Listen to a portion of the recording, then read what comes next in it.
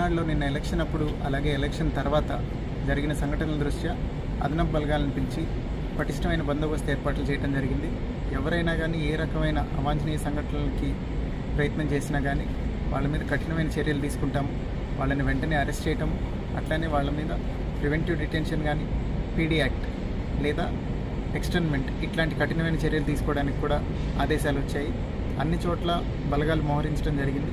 వాళ్ళందరూ కంటిన్యూస్గా పహారా నిర్వహించి ఏ రకమైన అవాంఛనీయ సంఘటనలు జరగకుండా కంప్లీట్గా సిచ్యువేషన్ని కంట్రోల్లోకి తీసుకుంటున్నారు.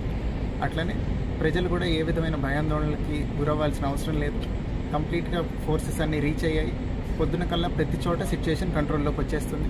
Range IG Sarvashreshtha Tripathi sir కూడా వచ్చి ఇన్స్ట్రక్షన్స్ ఇవ్వడం జరిగింది. అట్లనే సీనియర్ ఆఫీసర్స్ ఏడీజీ గారు, డీజీ గారు కూడా ఏ రకమైన చర్యలు తీసుకొని ఈ సంఘటనలను అరికట్టాలనే దానికి ఆదేశాలు ఇవ్వడం జరిగింది. వారి ఆదేశాల మేరకు అన్ని చోట్ల ఈ